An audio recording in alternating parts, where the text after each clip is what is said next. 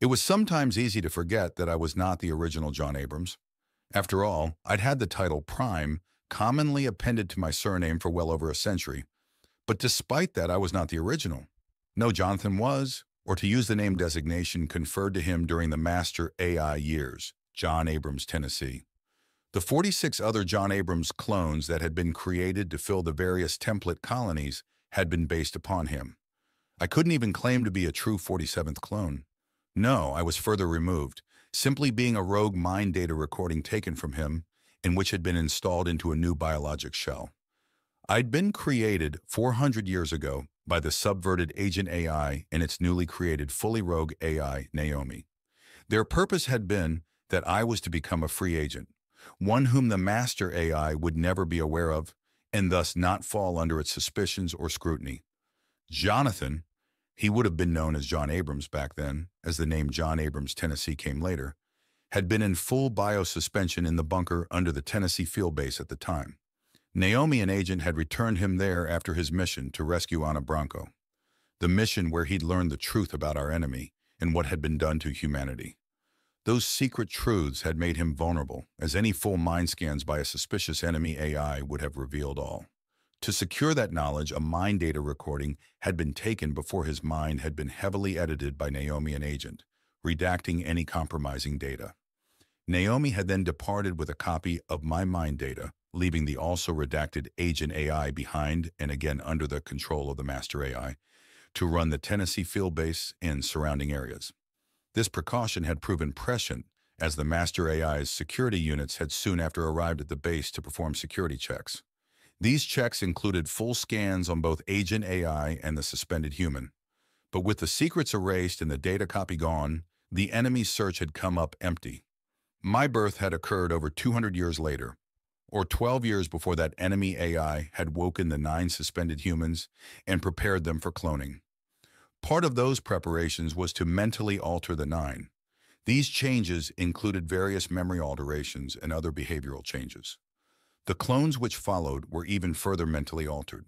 While the 9 original humans and the 400-plus clones were busy growing the template colonies, I was being brought to awareness at Naomi's secret subterranean shipyard on the Georgian Atlantic coast. I had been in a female shell at the time, and once I recovered from the shock of my unexpected awakening, I got busy learning about my new submarine, the Nautilus. Soon after, Naomi, Omu, and I left the shipyard behind, heading off on a long submerged voyage to Sri Lanka to hunt down secret knowledge left by the Hemru. The mission had ended in near disaster after we tripped a failsafe and alerted the Master AI. The original version of Omu had been lost on the mission, but we'd managed to recover a cache of encrypted data from an old Hemru bunker.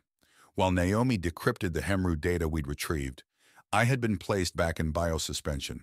Almost 2 decades later, I'd been awakened at the Galapagos Islands, now in a male shell.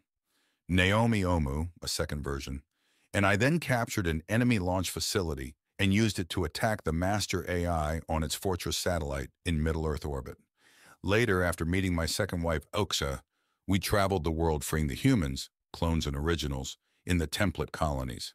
At the colony which had been established near the old Tennessee base, I'd met my original self. Up until then, I had thought I was the real John Abrams.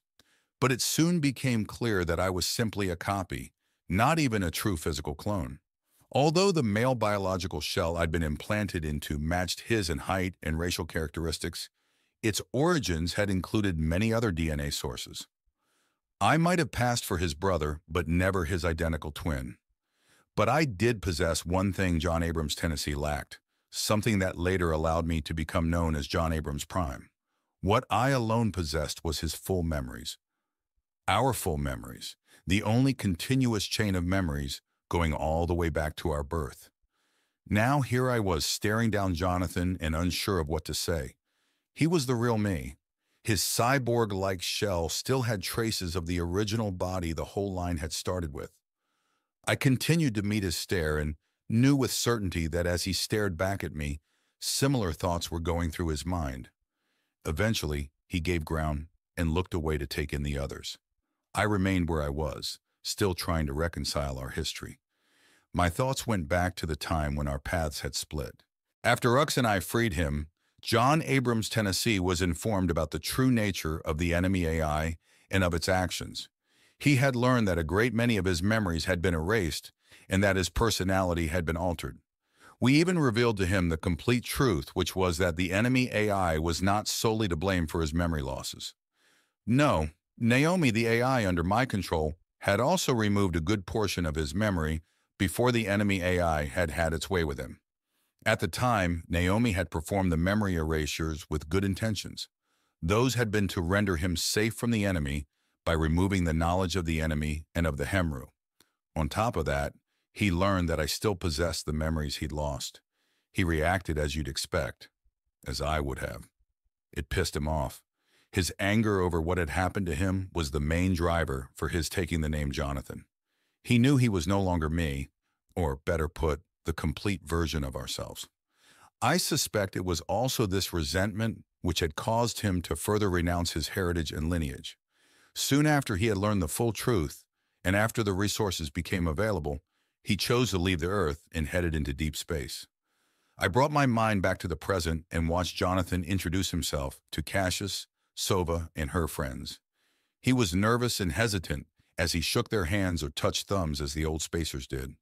They were laughing and slapping him on his back as if he were some sort of hero or celebrity.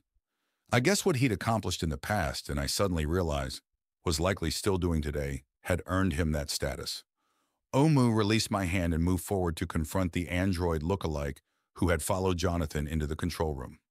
Upon Omu's approach, the new android immediately assumed a rigid posture as if it were a foot soldier confronting a commanding officer. Omu inspected the other android for a moment before inserting a fingertip probe into a receptacle which had opened on the front of the new unit's neck. After a moment, she reported, "I confirm Rosie is uncompromised from any digital viruses of the assemblage." She then withdrew the probe. The other android became animated once again and moved to where Jonathan was. "Rosie?" I wondered out loud. Jonathan saw my puzzled look and twitched a brief smile. "Don't you remember the Jetsons? Aren't you supposed to have all of my old memories? Even I remember that show."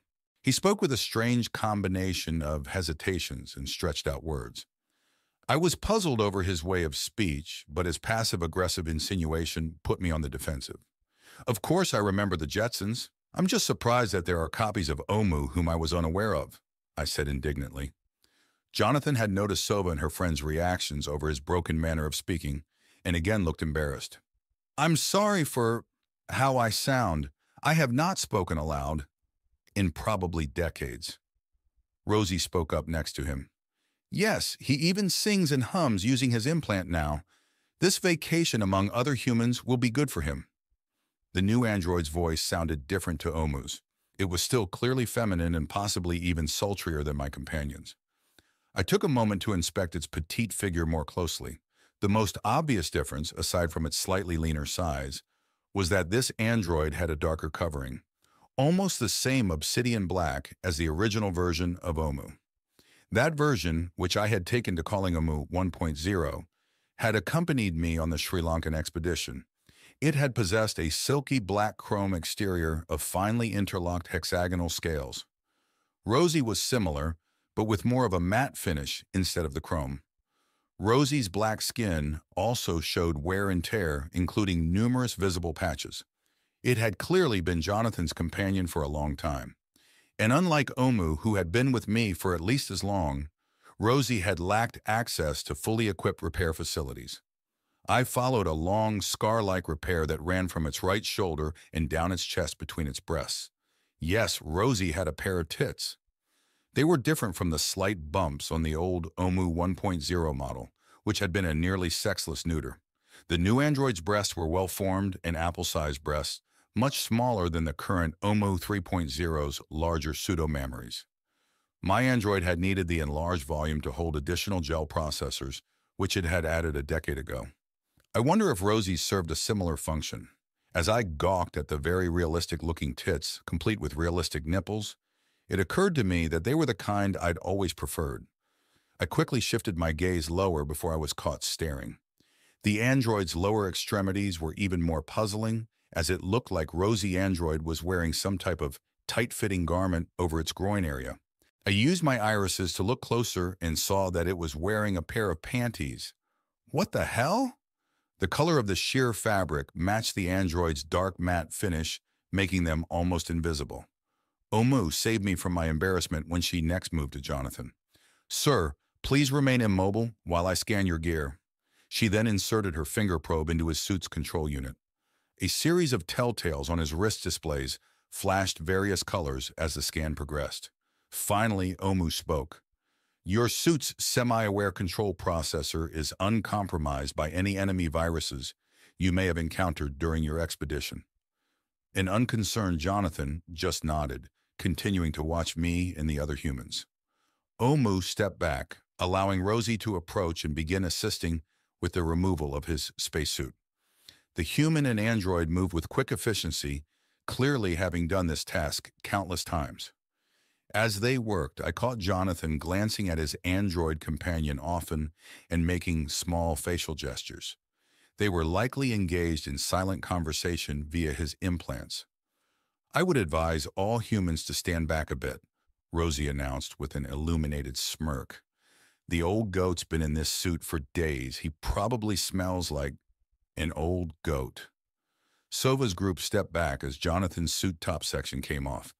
I quickly followed their example when the funky odor reached me. Rosie handed the top portion of his suit to a waiting mobile unit and moved to work on Jonathan's lower garment. Without his suit top, his chest and arms were revealed. I noticed that his torso and arms were powerfully muscled, much more so than I'd expected from someone who lived and worked mostly in zero-G. His skin was pale, except where it was mottled and calloused from contact with his suit. Other than those areas, he was covered with curly body hair. I also spotted the remnants of old scars, which were uncommon in this era of medical technology. Speaking of technology, Jonathan was covered in it. Embedded into his skin in many places or just visible under the surface were small devices and modules. I guess they served a medical purpose or some other support roles. I did not ask and remained silent. Omu moved in to assist Rosie in uncoupling Jonathan from the bottom half of his suit. I watched in fascination as his legless torso was lifted out of the socket which formed the attachment point of the mechanical legs. The pair of androids carefully lifted him high enough to where he could support himself from a ceiling strap. Now naked and hanging like an ape from a limb, his full body was exposed to our view. I was able to confirm that Jonathan had no legs. Both had been amputated just below his groin, leaving short stumps riddled with data connection sockets. Each had a data fiber cluster that trailed down into the suit bottom. There were also 3 thicker umbilicals joining the human and the mechanical base, which must have been for waste collection and nutrients. One of these was connected to Jonathan's penis. I was simultaneously relieved and disturbed to see that his genitals appeared fully intact. I was able to watch as Rosie quickly removed the catheter, but had to look away when the android withdrew his anal shunt. I met Jonathan's eyes and saw that he was smirking at my unease. I took a breath and got myself under control. The third umbilical, I guessed it was a nutrient feed, was uncoupled from a socket in Jonathan's lower abdomen. Like the other 2, it retracted itself into the mechanical base. Once the decoupling task was complete, the lower portion of Jonathan's suit, looking like a weird headless robot, walked itself over to where the top half of the suit and the helmet lay discarded. "I need to go hose myself off," Jonathan said, bringing our focus back to him. "John, Rosie tells me that you are scheduled to depart in about 10 minutes. I'll be back in 5. I have something to discuss with you in private before we part. It will only take a minute." He then quickly pulled himself over to the entry to the low-G toilet and shower compartment. I noticed that despite his missing legs, he was moving about in Vesta's low gravity much faster than I could. Clearly much more experienced in conditions like these. Rosie quickly stacked Jonathan's helmet and top section back onto the suit's mechanical base before hurrying off to assist her human in the shower. The now reformed suit walked itself out of the control room, heading toward the maintenance shop where it would likely be repaired, and I hope given a thorough scrubbing. Sova's friends finally began making their way to the airlock leading to the shuttle. Cassius joined her in saying goodbye, which was accompanied by hugs and handshakes all around. Still unsettled by my encounter with Jonathan, I withdrew back to the exterior viewing window to think. Omu spoke to the others for a moment before joining me. Has he been in the outer system all this time? I quietly asked her. Yes, he has continued making his way steadily outward through the solar system for the past century and a half. The current location of the Dutchman, his scouting vessel, is near Neptune's trailing Trojans. That is where he and Rosie just arrived from. Were there other humans in the crew? I asked. Omu indicated that there were not. Jesus, no wonder the man talked oddly and looked nervous and unsure. He had been out there in deep space for a long time. I'm surprised he has not gone completely insane. Yes, the solitude has been hard for him. There have been incidents where his digital companion was forced to act and place him into biosuspension for biochemical rebalancing or virtual therapy. Also, despite having departed over a century and a half ago, he has actually only been awake and aware for just over 30 years, cumulative. What do you mean, Ossel? I asked the android. To save fuel and energy as it moved from one target asteroid to the next, the Dutchman has traveled in wide, slow Hohmann transfer orbits. Jonathan has passed these idle times by remaining in full biosuspension, Omu explained. I remembered back to when Jonathan had first announced that he was leaving the Earth. At the time, I'd been surprised at his solitary choice. When he had made his plans known, we had pushed for him to instead join the crew of Averill, which would soon be departing Sol and heading to Tau Ceti. But he declined and stuck with his plan of solitary exile within our own solar system. His stated mission was one that removed him from my presence while also facilitating his hatred of the master AI. He had left the Earth to scout all the possible asteroid bases once used by the enemy, hunting down any remaining artificial intelligences still outside our control. He'd even found some in the first few decades, but those detections had dwindled as the search was broadened. Naomi had sent its own semi-intelligent space-borne mobile units off on the same mission. They were much faster and able to cover more potential targets. The task was still being done to this day, but it had been 5 decades since I had heard of any remaining enemy installations. I'd long since expected Jonathan to tire of the chore and come home, and as I'd heard nothing from him in over a century, I'd figured he'd given up and settled down somewhere. Maybe he decided to put down roots on Mars or one of the larger space habitats. But as I said, I'd mostly forgotten him and certainly had not expected to run into him again. I'm glad to hear he is still alive. Why has he come to Vesta now, Omu? I asked, still flustered. Jonathan took advantage of the new transport capabilities of the Sarissa wormhole generator to come here and have his shell replaced. His is getting too old to be rejuvenated and supported by the relatively crude equipment aboard his ship. Is he going to transfer to Earth? I asked, almost dreading the obligation of inviting him to my island if he was. No, he plans to remain on Vesta, at least for this trip. The relatively low population here will be a good transition and adjustment for him. Also, he will now have access to the latest implants, and with the new high bandwidth capacities offered by the wormhole data links, he can virtually visit anywhere he likes. Lastly, even if he returns to his mission in the Dutchman, with the long-range wormholes, he can easily return at any time and will no longer have to spend decades in biosuspension during its travels, Omu explained. As I mulled over what Omu had said, I realized that previously Jonathan and his ship had been too distant to have any meaningful access to the virtual environments common around the more populated planets and habitats. His original shell lacked the implants capable of deep immersion, and before now there had been no point in upgrading it. Maybe his ship had some small capability for simulated reality on board, but most likely not. When he did get reshelled in a modern body with a high-capacity implant, new virtual worlds of interaction would open to him. I suspected he'd need extensive therapy in dealing with the information overload. I wonder if Jess would be willing to help him. Something else occurred to me. Jonathan's android, Rosie. She seems like an early version of you. Are you linked to her, or is she a part of you? We communicate like any other networked intelligences, but share no special relationship beyond that. When Rosie was constructed to accompany Jonathan on his mission, it was given a standard minimal awareness AI. While that awareness is an order of magnitude lower than my own, it is still quite capable. I also suspect that many of its human-like mannerisms have been added over the decades by its human companion. I noticed that it had very realistic breasts. It was also wearing panties. What's up with that? Omu did not reply right away. I looked over and saw what looked like mirth displayed on her facial illuminations. Well, Jon, it appears that possibly due to the decades of going without female companionship, Jonathan has not been able to resist the natural charms of this android body type as well as you have. At my puzzled look, she continued, "You have to understand that his ship lacked the computing capacity to generate high-fidelity simulations. I have observed that men have urges." "You mean he and Rosie?" I started before Omu interrupted me. "Yes, that is exactly what I mean. If you recall, early on in our own relationship, back when we were alone aboard the Nautilus, I offered to have sexual appliances fitted." "Yes, I recall," I hissed, interrupting her. "We don't need to discuss that."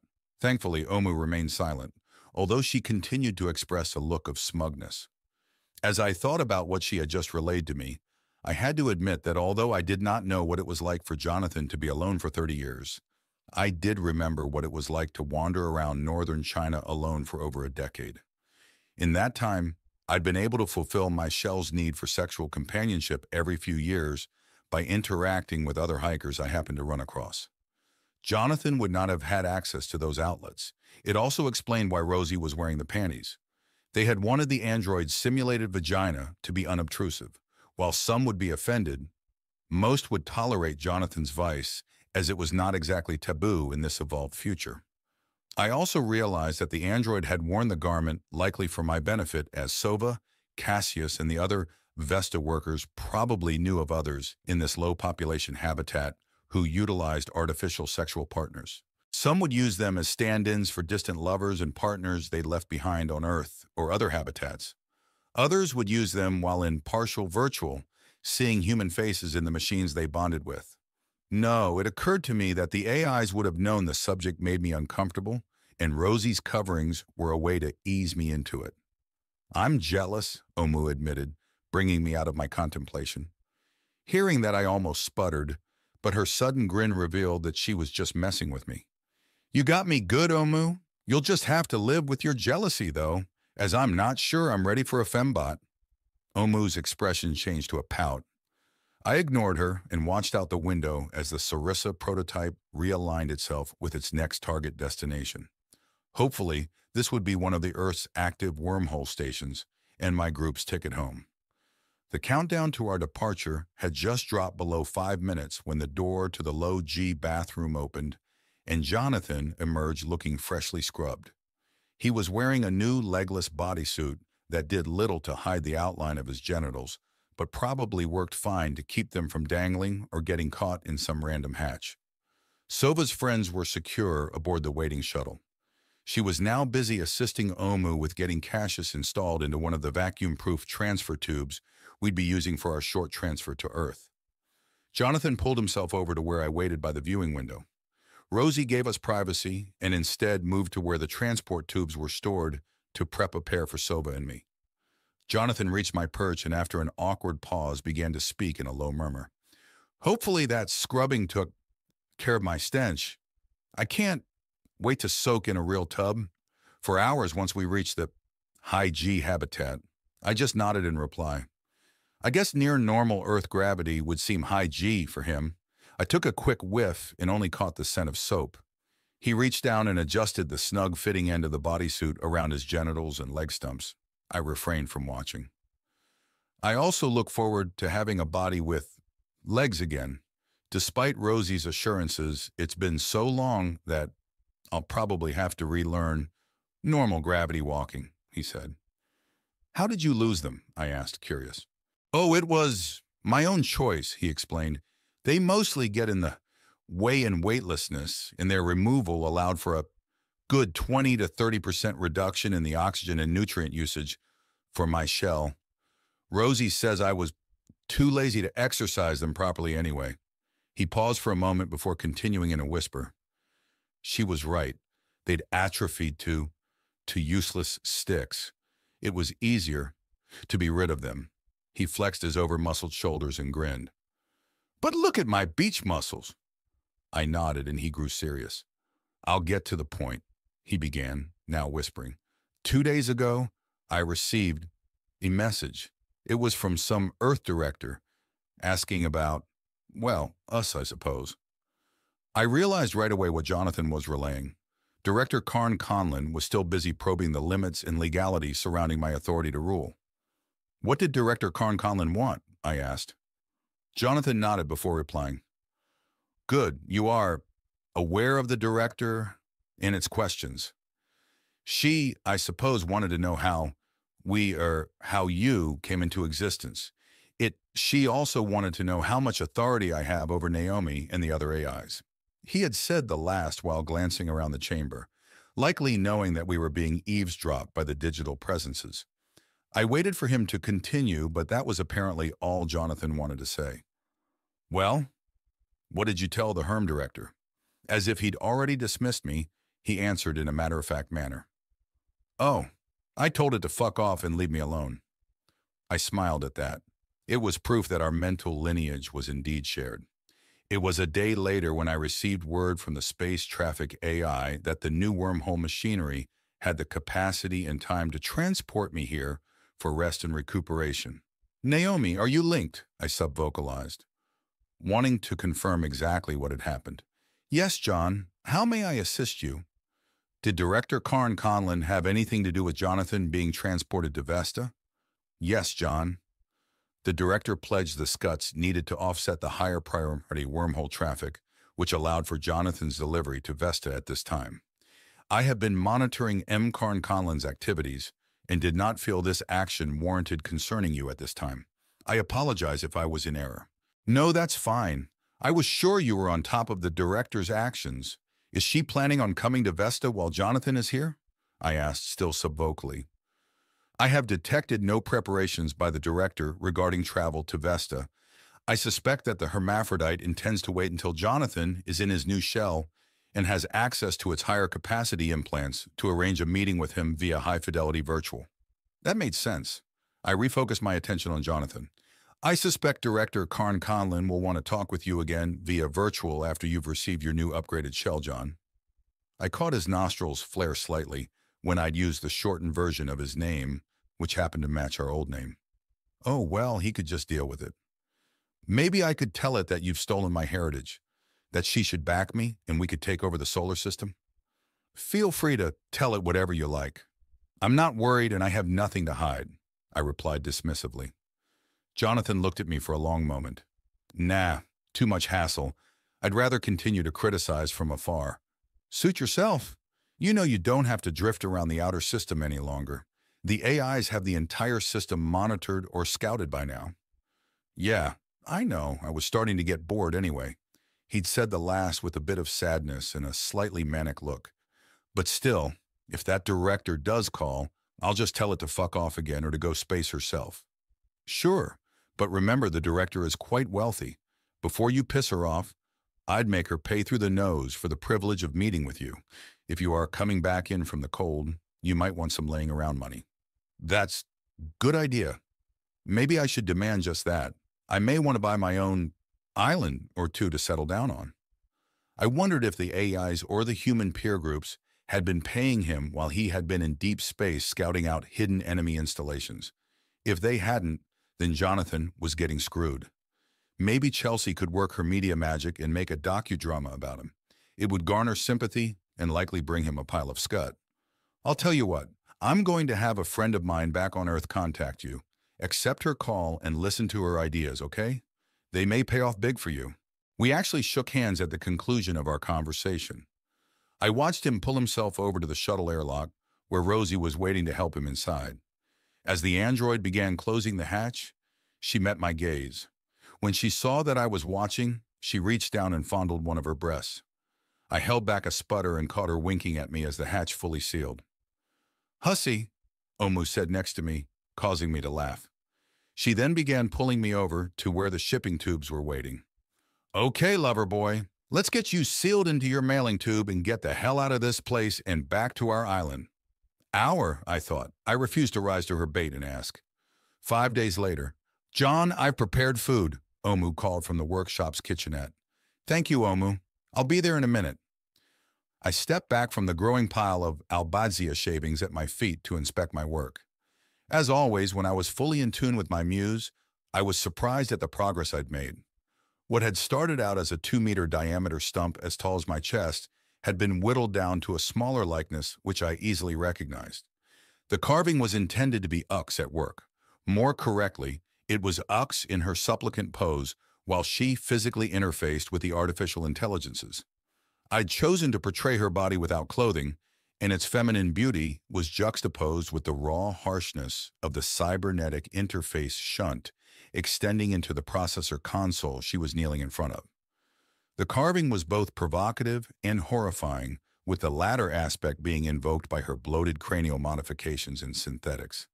And as if to demonstrate the extreme risk to her humanity, I detailed a slight grimacing expression on her face, almost as if the merging of minds was painfully traumatic. I'd intended the piece as a tribute to the sacrifices she made in the performance of her duties, but I was not sure that exact message would be conveyed to an uninformed viewer. Oh well, I hung up my power carver and brushed off the worst of the sawdust and shavings from my work apron and headed to the small kitchen area of my workshop to see what Omu had prepared. Now that I was no longer engrossed in my hobby, my empty stomach made itself known with a loud growl. Inside, Omu met me at the serving table and handed me a glass of freshly squeezed orange juice. She'd prepared a grilled fish sandwich and a small bowl of fresh fruit. I smiled as she'd remembered I preferred seafood and local fruit upon returning to my island retreat from travel, at least for the first week or so. I sat and began to inhale the healthy and delicious meal. After I had finished eating the late breakfast, early lunch, I revised after noting the position of the sun. I took my coffee and retreated to my workshop's shaded outdoor patio. There I savored the rich brew while seated in my local version of a timeless Adirondack deck chair. Its central vantage point allowed for a direct view of the North Beach area. I quickly spotted the taller Sova de Duch standing in the calm shallows of the inner lagoon. She was busy assisting young Cassius as he donned a compact underwater breathing apparatus. Once he'd gotten used to swimming in the more buoyant salt water and had finished dive training, we'd barely seen him on land again during his free times. I smiled as I could see the excitement and joy on his face even from my distant workshop. So much of Earth and nature were new to the spaceborne youngster. Yesterday, Cassius had experienced his first tropical thunderstorm. While Serenity, Sova, and I had remained indoors, the lad had spent over an hour out on the rooftop patio, simply enjoying the warm pelting rain. As a front moved in, the accompanying lightning show with its thunderous discharges had the wet young man jumping and yelling with excitement. I'd enjoyed it too, from the safety of my enclosed and shielded great room.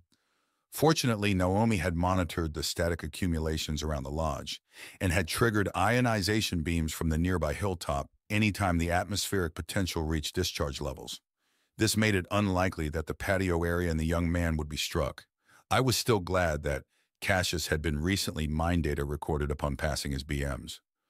I took in the rest of the beach activities and the other guests who were lounging and playing about. Some had stopped by my workshop earlier in the morning to introduce themselves or to watch the progress of my carving. A few I'd remembered from the past and had paused my carving long enough for a short chat. The majority of the guests were new to me, however, and were also wise enough to not interrupt my work. As our population doubled every few decades, I was becoming a stranger to more and more people. The fact did not disturb me in the least. I checked my overlay for any morning messages. A dozen had made it through Naomi's filters, with most being belated wishes of a Merry Christmas. The big day had passed just 2 days ago, and as I was one of the minority who still observed the holiday, I'd hosted a special feast for the island's guests. There was no exchanging of gifts, as too many of my guests had no idea of the traditions of the celebration. That omission was fine, but before the feast I did speak briefly about the religious and historical aspects of the holiday. I suspect most of the attendees tolerated my performance out of politeness, but a few were interested enough to engage me later with further questions. Some were curious about the strange food items I'd included in the feast. Many of the traditional holiday fixings I'd served were unknown to my guests and had made an impression. Some favorably, others not so much. I was again amazed that the gelatin-like cranberries in a can were favored by more than just a few. Afterward, I had enjoyed a quiet evening of reflection. This involved sipping plenty of brandy in between short virtual visits to my closest family and friends. Serenity joined Omu and me by my fireplace that night, with Sova and Cassius remaining elsewhere to give us our family moment. We'd had a good time. I'd relayed stories from my youth of wintry Christmases past when I had still been young enough to believe in toys arriving in the dead of night. She'd also enjoyed the stories from later when my first daughter Abby had been young. "There are 2 breaking news items of which you should be aware, John," Omu said, interrupting my recollections. "Oh? Go on." First, Kella reports from the Simulated Reality Project that both iterations of the Hemru mine data have passed the Accelerated Coherence Test and are now ready to receive visitors. Their current human language skills are advanced enough to allow basic, direct communication. Both iterations have also displayed a clear grasp of the reality of their situation, including that of the current human society and its history. "Reality of its situation," I snorted, catching the irony. "Why 2 iterations?" "Mainly your daughter's idea," Omu explained. "After an early initial meeting with the Hemru in its base form, Kella constructed the second parallel iteration. In this new iteration, the Hemru entity is housed in a human-appearing shell. It still retains its full mental patterning as the original, however. Previously, I'd been told that the Hemru mind data would be placed into virtual in an avatar matching the species' physical form. Now a human-like version had been added. "Is the original that bad?" I asked. "Keela apparently thought so," Omu replied. "You will have to judge for yourself when you go to meet the Hemru tomorrow. In order not to prejudice your first encounter, Kella strongly urges you to meet with the human-like version first." I just nodded. "What's the second bit of news?" "Ooks has forwarded a preliminary look at Praxia's upcoming war progress update. Note that it contains the new estimated timetable for the earliest wormhole linkage attempt to the approaching assemblage Ark ship." Before I could ask, Omu continued, 13 months, give or take 3 days. That was a few months longer than the previous update had estimated." "Why the delay?" I asked. "Uxie and the AI Advisory Council wish to push back the first attempt in order to incorporate new technology into the main military wormhole apparatus on Phobos. Using the data learned from Vesta and the Sarissa machinery, a new propagation theory was derived, which may yield an order of magnitude reduction in the energy requirements. The potential gains from such a reduction far exceed the increased risk from delaying our attack another 60 days. I thought about the extremes we'd gone to in order to provide enough power for the Vesta machinery. A reduction of an order of magnitude would greatly ease our power supply problems. Or to consider it another way, the same amount of energy would allow for the creation of 10 times the number of wormholes to the enemy's location. "That would be wonderful! Was there anything else in the briefing?" "Yes, the new technology and algorithms are also being applied to the Sarissa apparatus on Vesta. After the modifications, the asteroid's current energy production levels would permit smaller 160mm diameter wormholes to reach the current location of the enemy.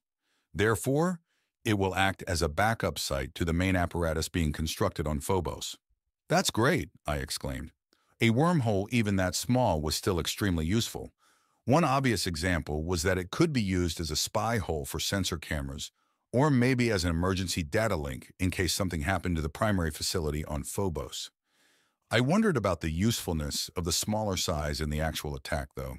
Yes, although when the official update is released, emergency recall notices will go out for all Vesta personnel currently on leave. This will affect the vacation plans of your female guest, as she will be needed back on Vesta to assist with the modifications. Bummer for her. Can you leak the news to her right away so that she can adjust her vacation plans accordingly?" "I will do so immediately, John," Omu replied. Omu paused, causing me to look at the android. She had an apprehensive look on her illuminated face. "What is it, I prompted. "The increase in the capabilities of the Sarissa test apparatus on Vesta make it the logical place to site Project Acid Rain. Some of your new acquaintances from Forbin will be transferred to Vesta to oversee the construction of the new array." That woke me up. "Jesus, Omu, there are a lot of people living on Vesta. Are you sure it's the best place?" Uxa's former secret worksite is very isolated from the inhabited portions of the asteroid. As a site for acid rain, the Sarissa facility should be quite safe. Further steps will be undertaken to physically decouple the facility and increase its isolation. Furthermore, the physical separation of the complex from the main gravity train habitat and shipyard areas are more than sufficient to provide protection from any worst-case mitigation efforts. I understood that mitigation efforts would likely mean a large fusion explosion. But despite the dangers, I knew enough of our war plans and its timetable to understand that using the already established infrastructure of Vesta would save us years. Years we might need. I don't know, Omu. The thought scares the hell out of me. Promise me that the AI Advisory Council will have explored the dangers fully, okay? Also, I'd like enhanced mine data backup plans in place for all of Vesta's inhabitants. Of course, John, Omu said. She then gathered up my lunch mess and left my workshop to go about her business. I resumed my wood carving, hoping the mindless but intense focus would remove the new worries I was now dealing with. I wish I could go with you, Cassius pleaded, but I've already promised Serenity that I would oversee the afternoon snorkeling classes. I was glad the young man held honor and his word in high regard. While I had only vague memories of my own late teenage years, I remember the struggle as one learned the importance of keeping one's word. It was both easier and harder for today's young humans. Easier in that they were more integrated with society as a whole from much earlier in their development. Harder in that they were offered the freedom of adulthood at a much younger age, assuming they were mature enough to pass the adulthood tests. I realized that I was discounting the other segment of our society, the delinquents. There were more than a few, but their impact on society was minimal due to their lack of influence. I'm proud of you for earning Serenity's trust so quickly, Cassius. Remember, when she and I are gone this afternoon, you will be the only human of authority on the island. It will be up to you to keep things running smoothly. The youth swelled with pride as I reminded him of his responsibilities. Serenity entered the great room just then. I saw she had the distracted look of someone busy and virtual, probably checking on half a dozen last-minute items before we descended into the crypt to enter deep immersion. "You ready to go, Gramps?" she said after her focus returned fully to the present. "I suppose so. It's not every day you get to meet a new species for the first time. What will I wear?" Serenity just rolled her eyes. She knew I was being facetious. "Wear raw animal furs, John," Cassius said with a grin. "That will form a lasting impression on the Hemru." "Ignore him, Gramps. I'm wearing nothing. Clothing will likely seem crude to an advanced species," my great-granddaughter said. "Remember that this entity has been active in accelerated virtual for a few weeks. He or she will have a full understanding of our development, our society, and our dress habits. I'm wearing something utilitarian." "Boring," my much younger descendant said. "All right, Cassius, don't sink the ship while we're gone. Let's go, Gramps." I smiled at my great-granddaughter's excitement. She led the way to the lift in our short ride down to the sublevels. We would be meeting Omu at the medical creche, as she'd insisted on personally inspecting the interface apparatus of each. As the lift dropped, so did my confidence. When I met the alien, what the hell was I going to say? How was I going to react? It had been centuries since I had felt this inadequate about anything. I grinned and felt alive.